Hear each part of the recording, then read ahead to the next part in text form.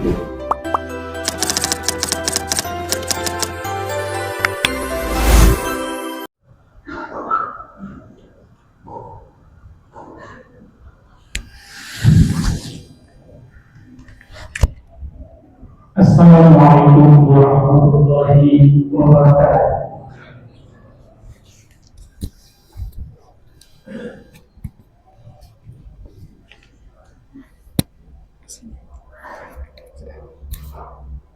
Allahu Akbar, Allahu Akbar.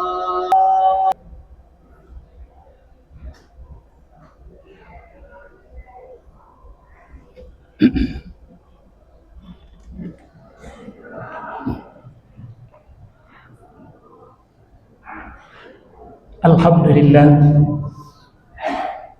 alhamdulillahillazi lam yattakhiz waladan wa lam yakul lahu syarikun fil mulk wa lam yakul lahu waliyyun minaz zulli wa kabbirhu takbira. Asyhadu an la ilaha illallah wahdahu la syarika lah wa asyhadu anna Muhammadan abduhu wa rasuluhu la nabiyya ba'dahu. Allahumma salli ala Muhammad wa ala alihi wa ashabihi ajma'in. Amma ba'du, ya ibadallah, usikum wa iyaya bittaqwallah faqad faza man taqwa. Qala Allah ta'ala fil Qur'anil Karim, a'udzu billahi minasyaitonir rajim. Bismillahirrahmanirrahim. Ya ayyuhallazina amanu taqullaha haqqa tuqatih wa la tamutunna illa wa antum muslimun. Kaum muslimin sedang salat Jumat yang dirahmati oleh Allah. Kepada Allah kita selalu mengucapkan puji syukur dengan ucapan alhamdulillahirabbil alamin. Hari ini Allah masih memberikan kesempatan kepada kita untuk hidup dan untuk bisa melaksanakan kewajiban kita, yakni salat Jumat berjamaah di masjid kita ini. Ada orang yang tidak bisa hari ini melaksanakan sholat Jumat, mungkin karena dia sakit. Kita mohon kepada Allah mudah-mudahan cepat sembuhnya.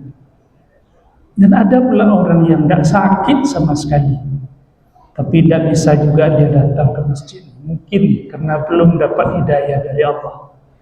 Kita doakan juga mudah-mudahan cepat dapat hidayah dari Allah. Salawat dan salam kepada Nabi kita Muhammad sallallahu alaihi wasallam. Allahumma shalli ala Muhammad wa alihi. Kaum muslimin sedang salat Jumat yang dirahmati oleh Allah. Sebagai wasiat takwa kita kali ini kita beri judul, ada beberapa hal yang dibencihi oleh Allah.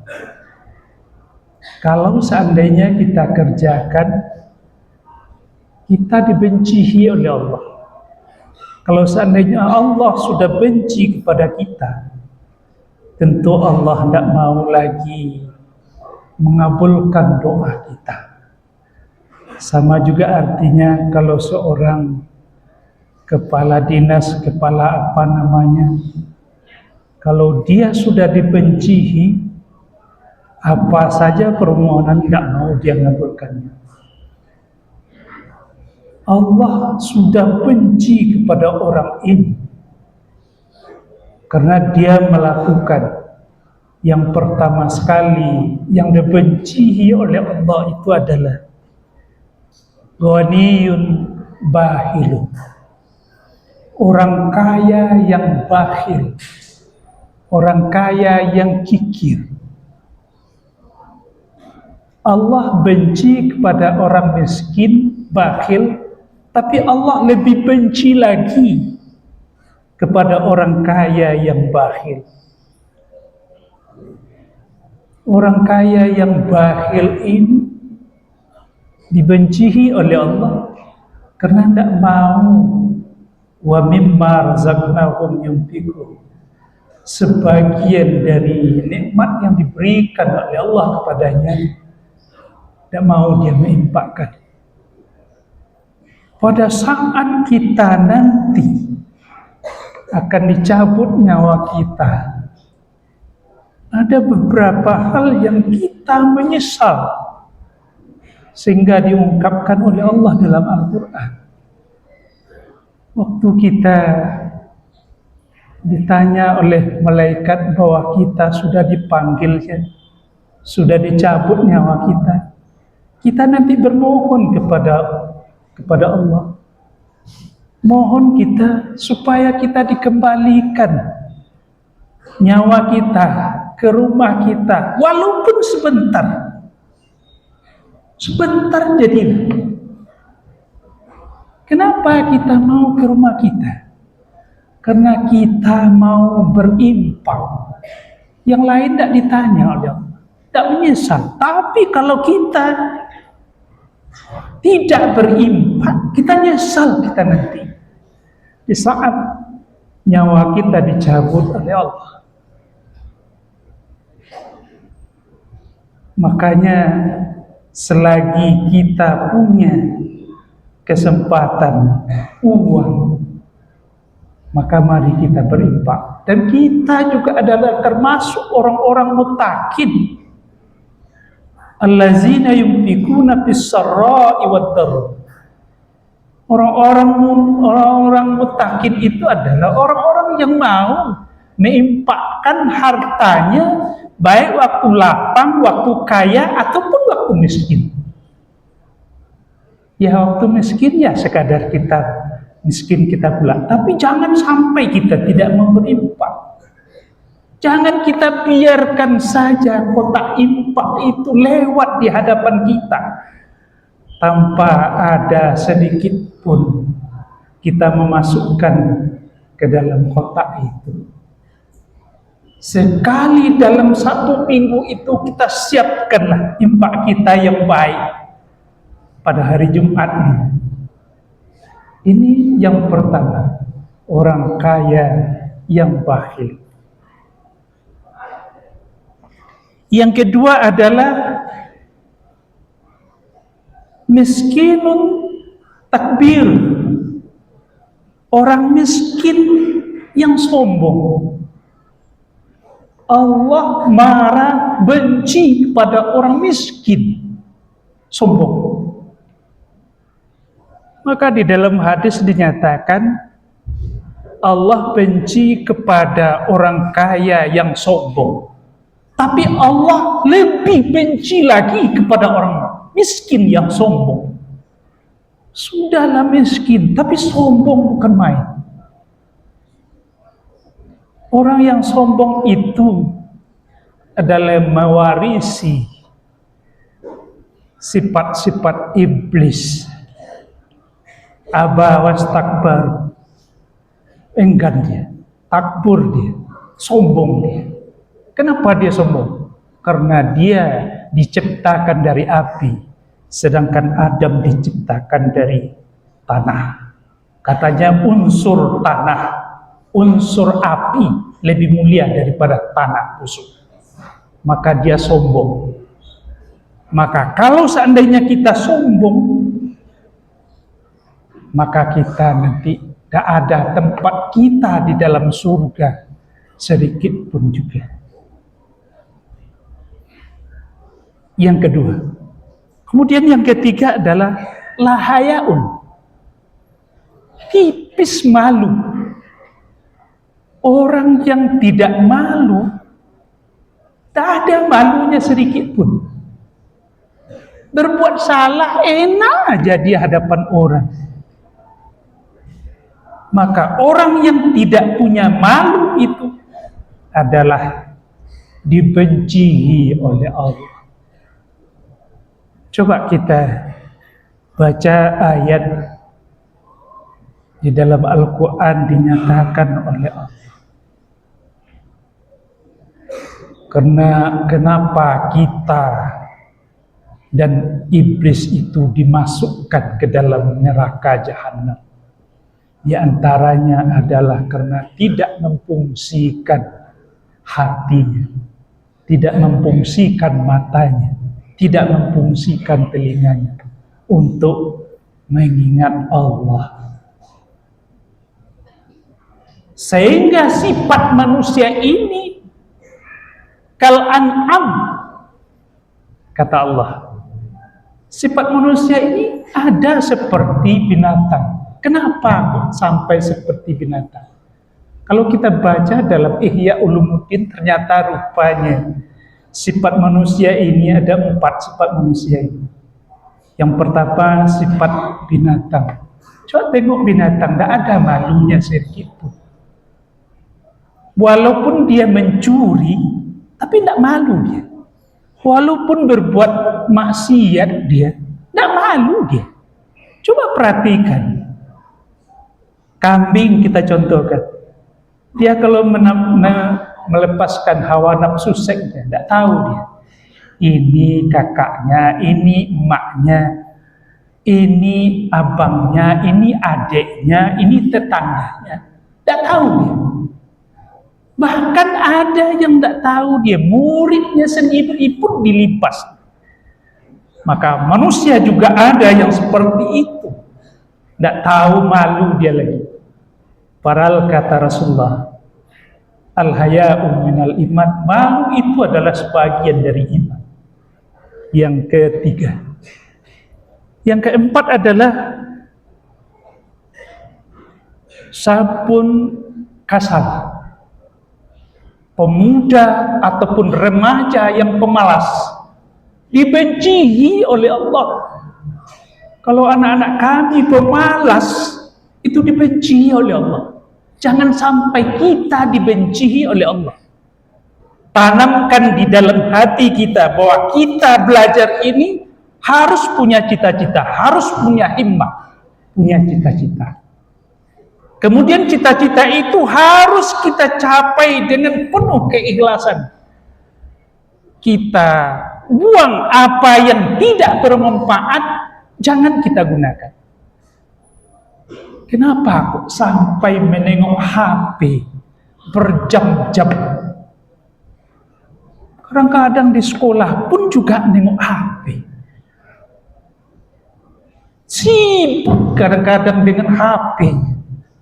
Setiap hari main HP, terlambat sedikit aja kesal dia.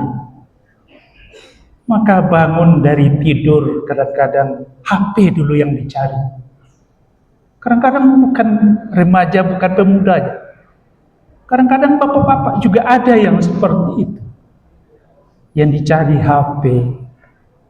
Kalau seandainya sedikit baterai dicas, kadang-kadang dicas pun juga main HP dulu.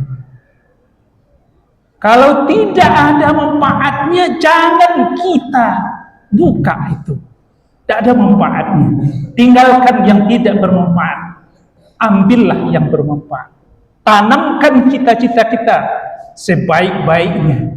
Karena Riau ini butuh anak-anak muda sekarang ini.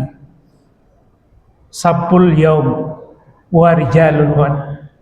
Hari ini kalian menjadi pemuda, hari ini kalian menjadi remaja, besok kalian akan jadi pemimpin. Coba kita tengok sekarang ini. Riau ini kaya, tapi siapa yang menguasai kekayaan Riau ini? Banyak bukan orang Riau sendiri, dibawa ke Singapura, ke Malaysia dan sebagainya. Kenapa? Karena potensi kita ini memang banyak, tapi orangnya yang memiliki ilmu itu yang sedikit. Maka untuk itu tanamkan di dalam hati kita, besok saya harus menjadi pemimpin di Riau, harus menjadi pengusaha di Riau ini. Jangan orang lagi. Maka untuk itu perlu kita belajar dengan sungguh-sungguh, dengan baik, sehingga kita nanti yang memegang Riau ini. Bidang apa saja, kepemimpinan, perusahaan dan lain-lainnya, kita yang memegang. Tapi tidak akan mungkin dengan orang yang hari ini dia bermalas-malas untuk belajar. Kemudian yang keempat adalah rianya ahli ibadah. Maka kita tidak boleh ria. Kita beribadah tuh harus ikhlas karena Allah. Ibadah itu ada dua, ibadah amma ataupun ibadah mahdho ataupun ghairu mahdho. Ibadah umum ataupun ibadah khusus. Kalau ibadah khusus itu sudah ada ketentuan dari Allah dan Rasul, mari kita ikuti. Tapi kalau ibadah umum ini, setiap perbuatan yang baik yang kita kerjakan harus ikhlas karena Allah. Dengan syarat perbuatan yang baik, ikhlas kita, maka itu sudah dinilai ibadah. Tabassumka fi wajhi akhika lakasur. Senyum aja kita kepada saudara kita sudah dinilai ibadah. Maka untuk itu bukan saja ibadah itu ya di masjid saja enggak, tapi di tempat lain bisa kita ibadah. Apakah ibadah khusus ataupun ibadah umum.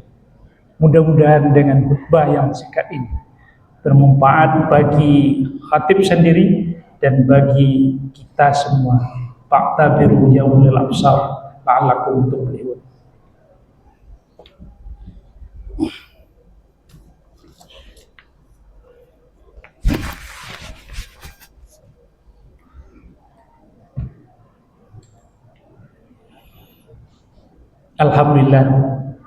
Alhamdulillah nahmaduhu wa nasta'inuhu wa nastaghfiruhu wa na'udzu billahi min shururi anfusina wa min sayyiati a'malina. May yahdihillahu fala mudilla lahu wa may yudlil fala hadiya lahu. Asyhadu an la ilaha illallah wahdahu la syarika lah wa asyhadu anna Muhammadan 'abduhu wa rasuluhu la nabiyya ba'da. Allahumma shalli ala Muhammad wa ala ali Muhammad. Amma ba'du fa ya ibadallah usikum wa iyaya bittaqwallah faqad fazal muttaqin. Qala Allah ta'ala fil Qur'anil Karim, a'udzu billahi minasyaitonir rajim. Bismillahirrahmanirrahim. Wal 'asri innal insana lafi khusr illa allazina amanu wa 'amilus solihati wa tawassaw bil haqq wa tawassaw bis sabr. Innallaha wa malaikatahu yusholluna 'alan nabi. Ya ayyuhallazina amanu shallu 'alaihi wa sallimu taslima. Allahumma shalli 'ala Muhammad wa 'ala ali Muhammad kama shallaita 'ala Ibrahim wa 'ala Ibrahim. Wa barik 'ala Muhammad wa 'ala ali Muhammad kama barakta 'ala Ibrahim wa 'ala Ibrahim fil 'alamin innaka Hamidum Majid. Allahumma ighfir lil muslimina wal muslimat wal mu'minina wal mu'minat al ahya'i minhum wal amwat innaka sami'un qaribun mujibud da'wat ya qadiyal hajat. Allahumma arinal haqqa haqqan warzuqna ittiba'ah wa arinal batila batilan warzuqna ijtinabah. Rabbana hab lana minas solihin. Rabbana hab lana minas solihin. Rabbana hab lana min azwajina wa dzurriyyatina qurrata a'yun waj'alna lil muttaqina imama. Rabbana zalamna anfusana wa illam taghfir lana wa tarhamna lanakunanna minal khasirin. Rabbana atina fid dunya hasanah wa fil akhirati hasanah wa qina adzabannar. Ibadallah, innallaha ya'muru bil 'adli wal ihsan wa ita'i dzil qurba wa yanha 'anil fahsya'i wal munkari wal baghi ya'izukum la'allakum tadhakkarun wa la dzikrullahi akbar. Aqimus shalah.